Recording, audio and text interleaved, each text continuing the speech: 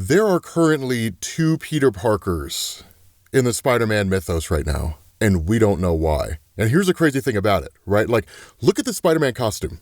Like, look at how this thing is dope. Okay, we're going to talk about how Spider-Man gets that costume here in a second, but we have to pick up off the last video that we did, which is the fact that Spider-Man is confronted by Peter Parker.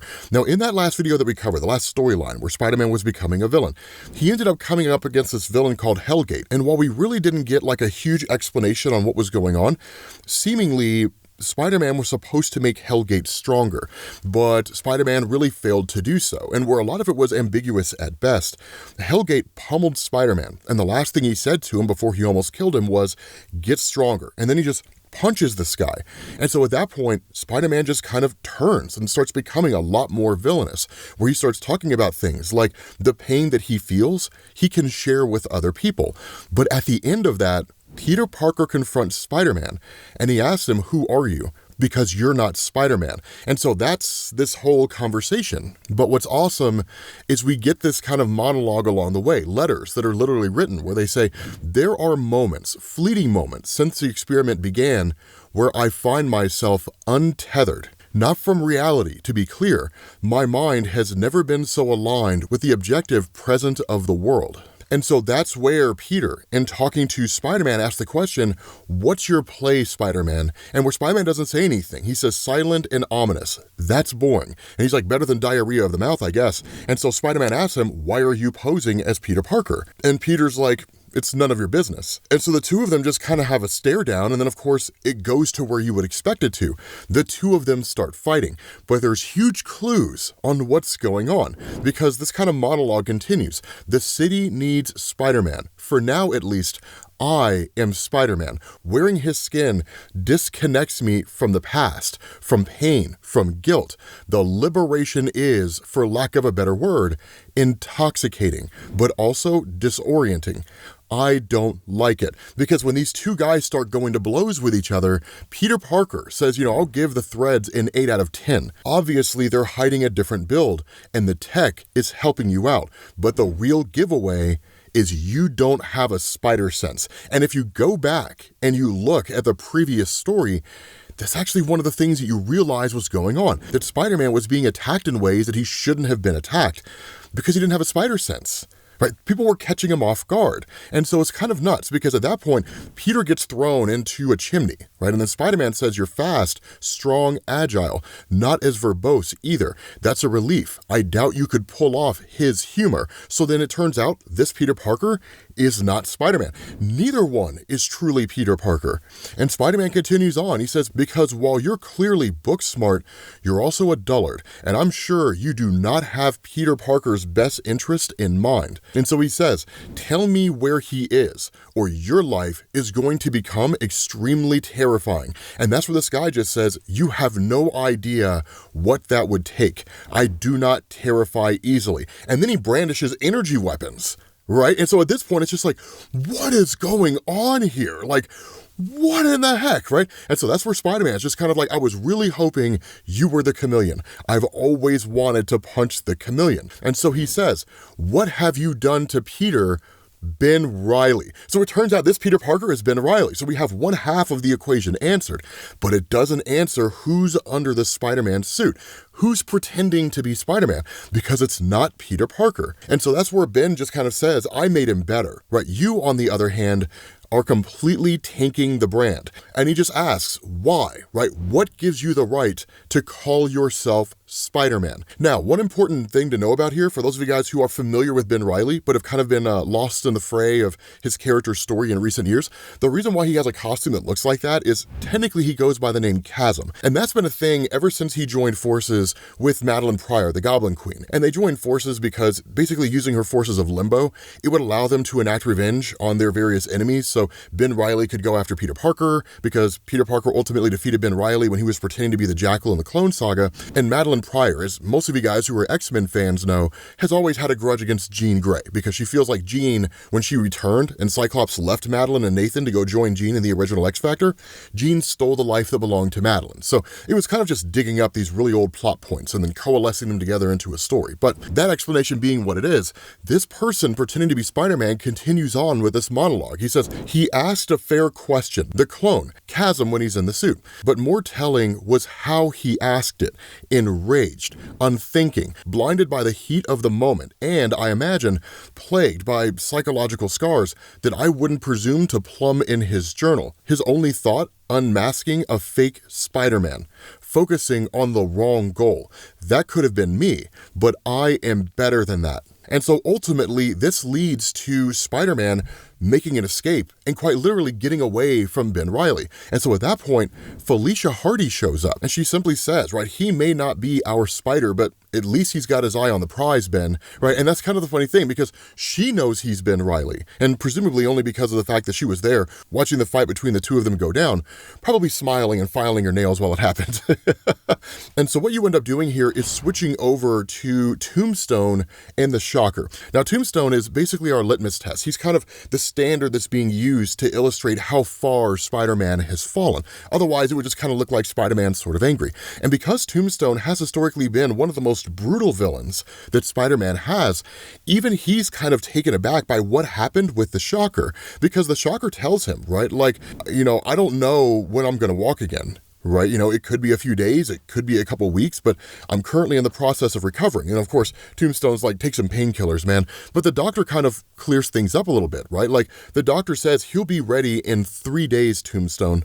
And that's where Tombstone's like, you know, thank you, RX. It's the first time this character appears, at least in this current form. We don't really know who they are, but the reality here, and I think the more important takeaway from this, is that broken bones, this is what this new Spider-Man is doing. He's not just simply, you know, overpowering these guys, wrestling them to the ground and then webbing them up and tying them to a lamppost so the cops can catch them.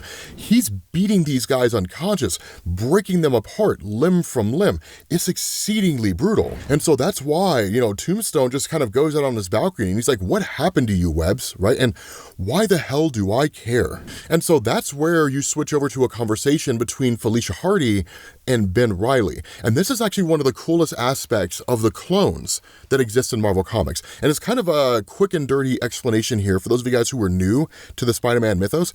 Ben Reilly is a clone of Peter Parker, and there have actually been 2 official Clone Sagas, 3 if you count Clone Conspiracy. The original Clone Saga involved Miles Warren the Jackal cloning Peter Parker and creating Ben Reilly. And for a number of years, it was kind of a back and forth, you know, is Peter Parker Ben? Is Ben Peter Parker? Which one of them is the real Peter Parker? And even within the story, Peter Parker himself was kind of left to question his own identity as to whether or not he was the clone or not. That continued on when Marvel brought it back in the now disastrous Clone Saga from the late 1990s. When people talk about the terrible Clone Saga story in Marvel, that's the story they're talking about. That's where you get introduced to Kane, the whole thing with Judas Priest, a 3-year-long story that could have been condensed down to like 6 or 7 issues, right? Sal at Comic Pop, I think, has a video lambasting the entirety of the original Clone Saga because it really was bad. But the fact that Ben Reilly is a clone of Peter, here's the important thing. Felicia asked the question, what do you know about Peter? And Ben just says, he's alive. And where she asked, like, how do you know that? Right? And he was just like, I don't know what else to call it. Right? A clone bond. And he asked her, right, were you part of the chaos with the scions? And what he's technically referring to is the beginning of the One World Under Doom storyline, when Peter Parker was approached by Dr. Doom, and essentially Peter had to fight the children of the god Cyttorak, right, the person that gives Juggernaut his powers, basically to keep Earth protected. I'll link that story down in the description if you want to check it out. It's by no means required reading to understand this, but she says, like, briefly, right, you know, I was a port in the storm, right? I kind of helped Peter anchor himself to reality, and I was there to support him when he needed it. But Ben says he died, and he died, and he died. So in case you guys don't know about the Scions battle that Ben Reilly's referring to, and it kind of becomes a little important contextually based on what he says next. Basically, during One World Under Doom, when Dr. Doom became the new Sorcerer Supreme, he essentially abdicated the responsibilities of Doctor Strange. And one of the things that we ended up learning is that at some point in time, the demon entity Cyttorak, the being that gives the Juggernaut his powers, Cyttorak wanted to invade Earth. And so Cyttorak and Doctor Strange came to a kind of agreement that that what would happen is that every year, Doctor Strange would fight the children of Cyttorak. If at any point Doctor Strange lost, it would basically allow Cyttorak to invade. But as long as Doctor Strange won, that invasion was kept at bay. And so when Doctor Doom took over that role, he passed that responsibility onto Peter Parker. And so essentially, Peter Parker just kept dying repeatedly, but he always ended up coming back. And that was kind of the caveat of the whole conflict. I guess it is kind of a misstatement to say that if Doctor Strange died at any point, they would be able to invade. It was more like he had these reeds, right? These extra lives, if you want to call it that. When he ran out of those, he would die permanently. And that's when the invasion would happen. And that's what was going on with Peter, right? He had these reeds, he was able to constantly come back, but he was running out of them. But more so than that, for the story of Peter Parker, because of course he saves the day and everything's fine, that what ends up happening is with all the experiences of Peter dying over and over and over again, it kind of breaks him on a personal level. And that's one of the things that Ben talks about here, that every time Peter Parker died when he was fighting the Scions, Ben felt it, right? He says, in the same part of my consciousness where the spider sense lives, there was a void. Like I just knew that Peter Parker had died. But then that space filled back up when Peter Parker came back to life. And so that's where he's like a clone sense, right? You know, I don't really know how else to describe it, but it's actually a really cool element of the spider connection, right? That there's a kind of thing that goes on with Spider-Man, Peter Parker, and with Ben Reilly and with Kane, that they can all just kind of sense when something happens to the other Spider-Man. But that's where Felicia Hardy asked the question, right? Was this a plan then, right? Like last time, he disappears, you break the glass and pose as Peter Parker, who's that Spider-Man, right? That kind of whole thing. But in that moment, Janine shows up. Now, Janine's the love interest of Ben Reilly at this point in time, right? And it's just kind of like, hey, Felicia, this is Janine. Janine, this is Felicia, just kind of doing a quick little introduction. But it's kind of an interesting thing because Felicia's like, so are redheads like a genetic thing? Because Peter Parker has Mary Jane Watson, you have Janine. And at that point, Ben's just kind of like, I mean, yeah, you know, like Peter Parker's got a thing for redheads. What do you want me to tell you, right? It's just the way things go. But the reality here is he's very cloak and dagger on a lot of this stuff. And part of this seems to be because he doesn't really have any answers. And some of it seems to be because if he did have answers, he's not coming forward with them. Because Felicia stops him before he leaves and she asks, I'm lost, right? If this was not a plan, why are you posing as Peter? And the response of Ben is, I like you, right? And I know that you have a good heart, but you're asking the wrong question. I'm sure that Peter Parker's not dead, and we both know what a stubborn guy he is. So the question isn't, where is he? The question is, why doesn't he want to come back? And so at that point, she's like, so just more questions is all I'm really getting here, right? And Ben's like, look, I mean, if you need anything, you can call me. And he leaves, right? He just walks away. And so that kind of leaves us with this mystery. We know this Spider-Man is not Peter Parker. We know that Ben Reilly is the Peter Parker in regular clothes who confronted Spider-Man. So the real question here is, where is the real Peter Parker? And we will get an answer to that question. But at that point, we switch back over to this false Spider-Man. And they say tonight was valuable. Deep muscle contusions aside, I have clear data. I'm improving, keeping my emotions in check. If anyone was going to set me off, it was a clone of Peter Parker punching me through a pre-war building. Earlier tonight, before that confrontation, I was thinking of quitting. If I became an animal every time I engage, I'm not valuable. I'm a liability to the dream. I cannot do that to Peter. I owe him too much. He saved my life. I will save his dream. And this is when we find out this false Spider-Man is Norman Osborn. It's Norman Osborn, which was just like mind-boggling when I first found out about it, right? It's the craziest thing. And so at that point, the question becomes, okay, then where in the world is Peter Parker? And so that's when we switch over and we find out where he's at, where he says, all I see is darkness. My body is alien to me now. I register cold exposure, but I feel nothing aside from pain. I definitely feel pain, right? There is nothing I can do but keep my head down and eke out something like survival. This is my life now. And so it's like weeks ago, right? He just suddenly arrived in this place and he was just kind of scraping by, right? He uses the Spider-Man suit to give himself some kind of protection from the sun. He just goes around feeding on various flora and fauna, some of which aren't necessarily poison enough to kill him, but are definitely poison enough to make him disgustingly sick, right? He's eating like, rats and so on and so forth, or at least little critters that are running around this location. And he kind of muses to himself, right? The statement that was made to him by Hellgate, right? Get stronger. And he's like, and this is where I am, right? I'm just here, right? Just in this place. And that's where things get crazy, because in that moment when he's laying there on the verge of death, right? Starvation, dehydration, that like this being appears out of nowhere. Now, this is not someone like the One Above All, despite the fact that they appear all clad in gold. And the One Above All has appeared to Peter Parker before, right? This is actually the being that basically told Hellgate, go find Spider-Man, right? That's the guy that will make you stronger. We have no clue who this is. We have no clue why they sent Hellgate after Spider-Man or what their story even is. All they say here is, Prince of Steel Silk, you are not done. And they teleport Spider-Man away. Right, they literally whisk him away off of this place, and weeks later, he's basically on what's called the Beacon, right? Self-sustaining deep space research vessel. Now, those of you guys who are familiar with Marvel, really ever since 2012, probably know who it is that operates on this ship. But in case you don't, I'll explain it when their presence is known. And so Peter just kind of says, right, having clearly healed and in a much better state than he was before, seemingly stronger than he's ever been before, just says, I thought you said this was heavy. And that's what this guy says, indeed I did. What a fool I must be. Shall we test your muscular capacity with the gravity on, right? And it's just like, wait, right? It just totally catches Peter off guard. And he's like, that thing is delicate, you maniac, right? And that's where this guy says, right? If a piece of Corinthian equipment cannot handle a 2-meter drop, it's junk to begin with. What truly matters is, were you frightened? If so, did you urinate? And if so, can I have a sample? Which is kind of nuts. Now, here's the thing. This is Starblood, right? Now, Starblood is one of these really interesting and wonky characters in Marvel Comics. You could kind of say he's like a single-serving villain, but I don't necessarily know if villain is how I would describe him. So as a quick aside here, Xanto originally appeared in Wolverine and the X-Men #5 from Jason Aaron, and it's really just kind of like a 2 or 3 issue storyline between Wolverine and the X-Men issues 5 and 7.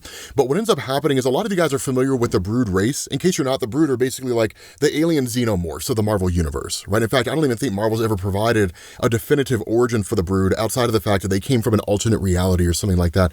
My knowledge on the history of the Brood is a little bit sketchy, so I won't swear by anything with the Brood in this video, but I will tell you that this was also the story arc that introduced Brew, who was basically a mutant among the Brood. But Brew was raised on basically a sword space station, and so Xanto was immediately introduced as this guy that almost kind of worships the notion of evolution, right? That there's a kind of evolutionary hierarchy of sorts in order to like how the universe functions, the weak versus the strong, that sort of thing. So to a degree, think of if Apocalypse was like a zoologist, that's basically how Xanto operates, at least on a philosophical level. And that was kind of established right off the bat, because the idea of Xanto is that where he was able to control the Brood race, that for the most part, he believed Brew was an anomaly and was kind of an error that had to be corrected. The whole idea being that if the cosmic order of biology was disrupted, it could lead to the ruin, the collapse and destruction of the universe, less because of the fact that like, the universe would just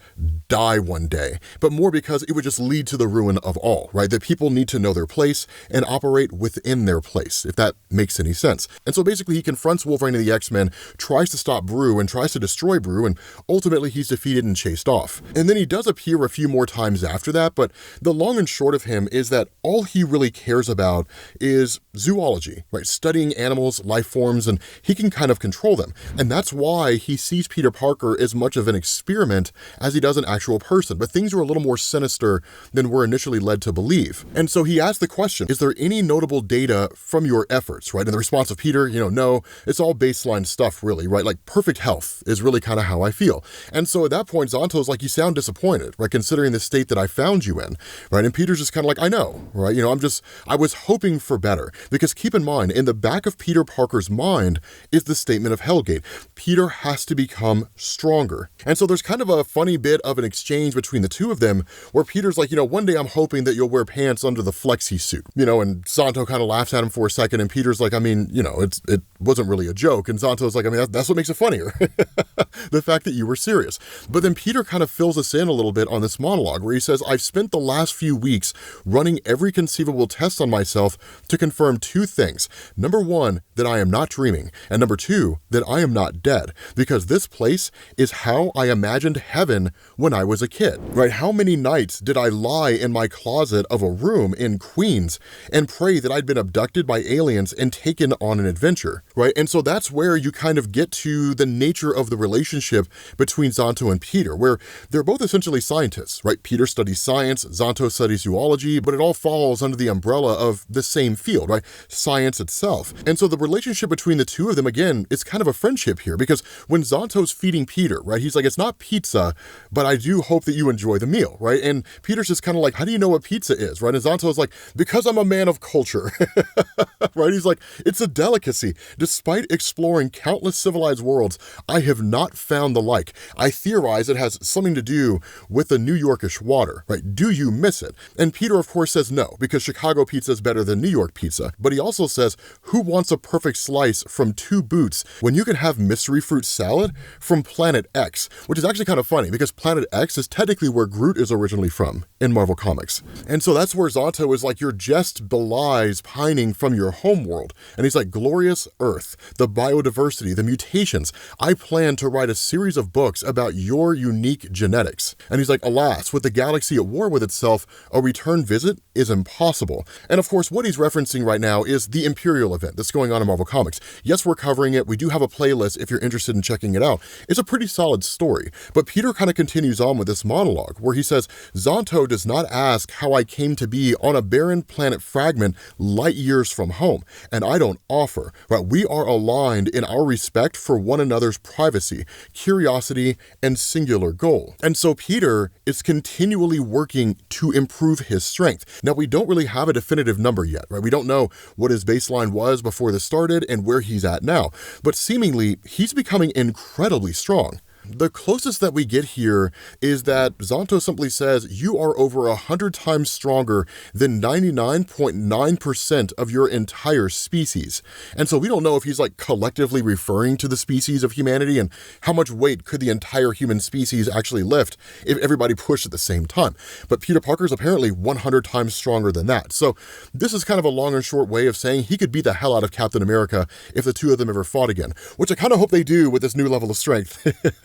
But Peter kind of chimes in. He says, you're the greatest xenobiological engineer of the epoch, according to your book jacket. And so he just asks, right, can you do it? And that's where Xanto's like, at the risk of overselling my considerable skills, absolutely. And so we're not really kind of told right off the bat what it is that is being referred to here. Peter kind of fills us in pretty quickly, right? He says, the feeling is electric. The words on repeat in my brain, pushing out everything else.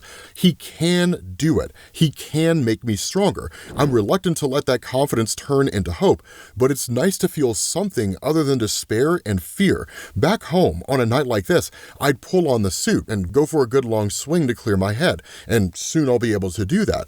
But the next best thing is to do a little work, right? Xanto's always complaining about the mess on the lower decks. My mind and workspace are immaculate because I have an entire sub-level for garage. And so he just says, right, I'll surprise him with a little insomniac's cleaning session. But when he gets down into the sub-levels, he finds all these beings confined in these cages, not that dissimilar from the Collector. And that's where Xanto appears behind him, right? He says, shame on me for procrastinating.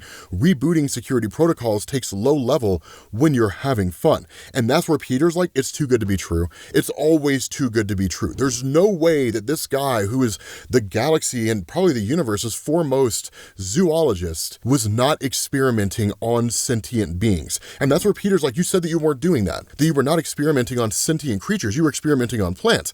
And that's where Xanto just kind of says, look, I like you, Peter, right? Unlike this rabble, you're smart, industrious, and going to make one hell of a book one day. And that's where Peter's like, let him out, because Peter starts to realize something, right? He starts to realize that by saying you're not like this rabble, that Xanto prizes some form of lives over other forms of lives, right? He alone kind of plays this role of God. This group is better than that group for no other reason than the fact that I've just indiscriminately decided that they are. And so at that point, he just says, right, I am not going to let them out. My work continues unabated. So allow me to pitch you an alternative, my boy. We go back upstairs, pour a cup of ale, and discuss this like men of science. And Peter, of course, freaks out and immediately attacks this guy because he's fighting to free these people. And that's where he says, Peter, right, pets get beds, animals get cages. Choose pet, or you will go into a cage. And so Peter attacks this guy. Now, right off the bat, we're just kind of shown that he seems to be every bit as capable as Peter Parker is, even with Peter's newfound strength. Peter can hold his own, but it seems like more of a distraction than anything else. But then they start going into the idea of morality, right? Where he says, Peter, you are in the depths of space in my ship. What will you accomplish with this chaos? And Peter's just like, I'll keep my dignity by standing up for those people who cannot stand up for themselves. And the response of Zonto, dignity is overrated. And he says, I found you a quivering shell on the verge of death. Your only drive was survival, right? He's like, where was the dignity in that so-called life? And that's when he starts to realize that Zonto is actually shutting off the atmosphere, right? Because Zonto doesn't really need air to breathe in the same way that Peter does. And so Peter just kind of takes off running, right? And Zonto continues on, right? Did you have your dignity on your homeworld, a planet you are in no hurry to return to? Or as I surmise, based on my understanding of human culture, were you simply another cog in some other fool's machinery counting days until death? What I offer you is purpose, giving over a year of life to the greater good of scientific curiosity. What else do you have? But that's when Peter runs into a room, comes back out, and he's got the Flexi-Suit of Zonto, and it looks amazing because now this is his new spider suit, right? And he says there's a second of connection, more like an interface, and then boom, it's like I'm wearing nothing at all and covered in armor at the same time. And so there's a little banter, right? Where Zonto's like, do you like it, right? It's some of my best work. And he just says, the husk of a technarch repurposed, right? All of the tech, none of the arc. And he says it takes some getting used to, especially for a primitive, but you can see now why I don't wear anything under the suit. I programmed the interior to feel like Dionysian silk. And Peter's just kind of like, yeah, right? It is really smooth on the inside. And he's making this comment while he's quite literally being blasted by one of the biggest guns that I think I've ever seen. But this is kind of the insanity of it all, right? Because Peter starts to display powers of the suit. And while we really don't necessarily see a lot of what the suit can do, it really is predicated on Phalanx technology. Now, for those of you guys who are unfamiliar with that, for the longest time in Marvel Comics, and in fact, Sal and I in Comic Pop were talking about this the other day, for the longest time in comics, the Technarch and the Phalanx went hand in hand, right? Did the Technarch predate the Phalanx? Did the Phalanx predate the Technarch? How were they connected to each other? And while Marvel's gone back and forth with that over the years, more recently they've established that the Technarch were basically a product of the Phalanx. But what really matters is this: the Phalanx and even the Technarch themselves are essentially living machinery, right? Biological, sentient machinery that can kind of think for itself. So if we're being a little, on the nose here, basically imagine a Venom symbiote that was composed of machinery. And that's kind of what we're talking about here to a degree. Highly adaptable, incredibly malleable. It's not a perfect one-to-one explanation of what Phalanx can do. Usually, more often than not, they're shown as just kind of taking life forms and then repurposing those life forms historically into the Technarch, agents of the Phalanx, or being used by the Phalanx as like a source of energy, right? That's what happened with sentient beings during Annihilation Conquest. The Phalanx were literally dissolving humans and turning them into a fuel source. But essentially, Peter Parker figures out just enough of the suit to be able to use it to work against Zonto. And so what ends up happening, right, is that where Zonto is completely taken by surprise by this, Peter's just like, science, and like punches Zonto. Sends this guy crashing into the ground. He's like, okay, right? It's a start. And so he's like, so translate this, screen or whatever, which of course shows that he can now use the suit to interface with machinery. And so once he frees everybody, he says, right, I'm sorry I didn't get here sooner, but you're all right now, right? I'm here to help. And he's like, my name is Peter, only for us to find out this poor soul who's always caught up in all this kind of stuff. Rocket Raccoon is here, right? He's like, perfect. Another idiot Earth Peter to the rescue. No offense, mostly. And that's where he's just like, Rocket, you're here? here. And not only that, we have what looks to be probably the most adorable version of a Venom symbiote that I think I've ever seen in my life. He's like if Jeff the Land Shark became Venom. But with that being said, guys, we're going to bring this to an end. Hopefully you guys enjoyed this video. If you did, drop a like. Thank you all for watching, and I will catch you all later. Peace.